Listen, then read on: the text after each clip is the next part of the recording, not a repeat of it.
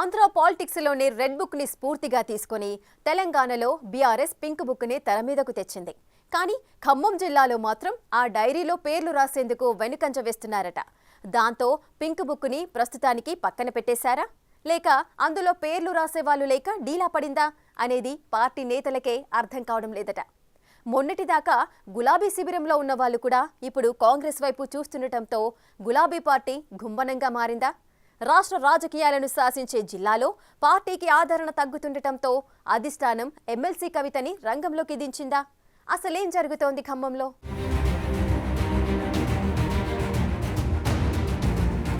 ఏపీలో ఎన్నికల ముందు రెడ్ బుక్ ఎపిసోడ్ బాగా హైలైట్ అయింది. అదే తరహాలో బీఆర్ఎస్ నేతలు రెడ్ బుక్ తరహాలో పింక్ బుక్ ప్రస్తావన తెస్తున్నారు. అధికార పార్టీ నేతల ఆగడాలను, అక్రమ కేసులు పెడుతున్న వారి పేర్లను ఖమ్మం జిల్లాలో పింక్ బుక్ లో నమోదు చేస్తున్నామంటూ కార్యకర్తలకు భరోసా కల్పించబోయి మాజీ మంత్రి భంగపడ్డారనే వాదన బలంగా వినిపిస్తోంది. కాంగ్రెస్ సర్కార్ వచ్చి ఏడాదిన్నర కాకముందే అప్పుడే ఎన్నికలు సమీపిస్తున్నట్లుగా నడుస్తోంది ఖమ్మం జిల్లా రాజకీయం. ఈ క్రమంలో బీఆర్ఎస్ క్యాడర్ లో జోష్ తెచ్చేందుకు తెగ ప్రయత్నిస్తున్నారట ఆ పార్టీ నేతలు. కొన్ని నెలల క్రితమే మాజీ మంత్రి పువ్వాడ అజయ్ ఓ కార్యక్రమంలో పాల్గొని పింక్ బుక్ ప్రస్తావన తెచ్చారు. బీఆర్ఎస్ కార్యకర్తలపై పెట్టే ప్రతి అక్రమ కేసు గురించి పింక్ బుక్ లో రాసుకుంటున్నామని చెప్పారు. అయితే ఈ పింక్ బుక్ వ్యవహారం ఎంతవరకొచ్చిందంటూ జిల్లా పర్యటనకు వచ్చిన ఎమ్మెల్సీ కవిత ఆరా తీశారట. దాంతో గులాబీ పార్టీ నేతలు ఏం సమాధానం చెప్పాలో తెలియక గమ్మున ఉండిపోయారట. ఎందుకు పింక్ బుక్ మెయింటైన్ చేయట్లేదని కవిత ఆగ్రహం కూడా వ్యక్తం చేశారట. గులాబీ శ్రేణులకు బాసటగా నిలిచే పింక్ బుక్ ని ముందుకు తీసుకెళ్లే ప్రయత్నాలు ఎందుకు కొనసాగటం లేదని కాస్త గట్టిగానే క్లాస్ తీసుకున్నారనే చర్చ సాగుతోంది.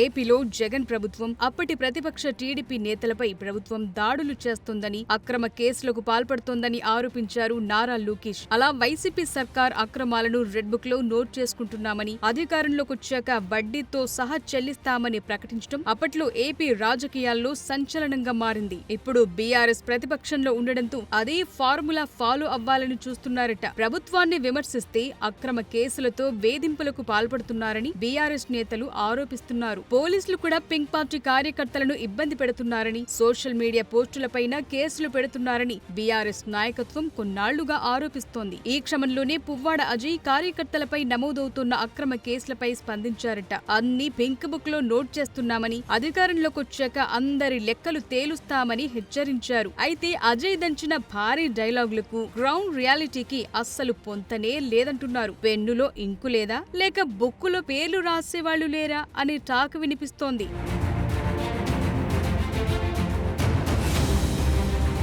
కొద్ది నెలల క్రితం బీఆర్ఎస్ నేతల చేతుల్లో ఎప్పుడూ పింక్ బుక్ ఉండాలని, నిత్యం సమస్యల పరిష్కారం కోసం పోరాడాలని పువ్వాడ అజయ్ పార్టీ నేతలకు దిశానిర్దేశం చేశారు. కానీ ఖమ్మంలో ఇప్పుడున్న రాజకీయ పరిస్థితుల్లో బీఆర్ఎస్ నేతలు, కార్యకర్తలెవరూ పార్టీ కార్యక్రమాల్లో పెద్దగా పాల్గొనకపోవటమే చర్చనీయాంశంగా మారింది. అంతేకాదు అజయ్ తో కూడా అంటిముట్టనట్లుగా వ్యవహరిస్తున్నారట. గతంలో పార్టీని అడ్డం పెట్టుకుని రెచ్చిపోయిన నేతలు కూడా తమ తప్పుల్ని కప్పిపుచ్చుకునేందుకు కాంగ్రెస్ పార్టీ నేతలతో పట్టాలేసుకుని తిరుగుతున్నారట. అందుకోసమే పింక్ బుక్ ని పక్కన పడేసి ఎవరి పనులు వారు చూసుకుంటున్నారట. ఇటీవలే కార్యకర్తల్ని ఉత్తేజపరిచేందుకు ఎమ్మెల్సీ కవిత ఖమ్మంలో పర్యటించారు. ఆ సమయంలోనే పింక్ బుక్ కథ ఎందాకొచ్చింది, ఎంతమంది పేర్లు నోట్ చేశారని అడగటంతో ఈ వ్యవహారం మళ్లీ తెర మీదకొచ్చిందంటున్నారు. అయితే రియాలిటీ మాత్రం మరోలా ఉంది. పింక్ బుక్ లో పేర్లు నమోదయ్యే పరిస్థితులు ఖమ్మం జిల్లాలో లేవని, పైగా కాంగ్రెస్ ప్రభుత్వం చేస్తోన్న పథకాలకు ఆకర్షితులై గులాబీ శ్రేణులు పార్టీ వీడి హస్తం గూటికి చేరుతున్నాయని కొందరు ముఖ్య నేతలు కవితకు చెప్పారట.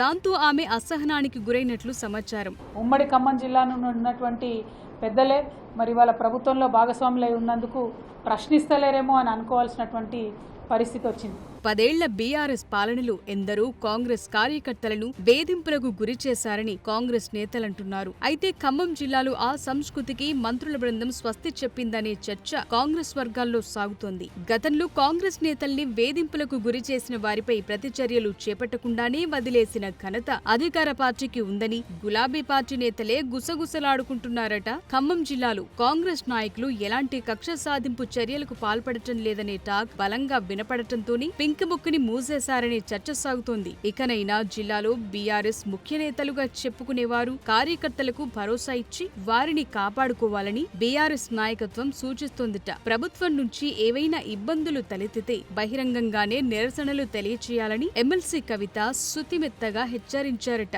ఇకపై కార్యకర్తల విషయంలో ఖమ్మం బీఆర్ఎస్ నేతల వ్యవహార శైలి ఎలా ఉంటుందనేది ఆ పార్టీ వర్గాలే ఆసక్తిగా ఎదురు చూస్తున్నాయి.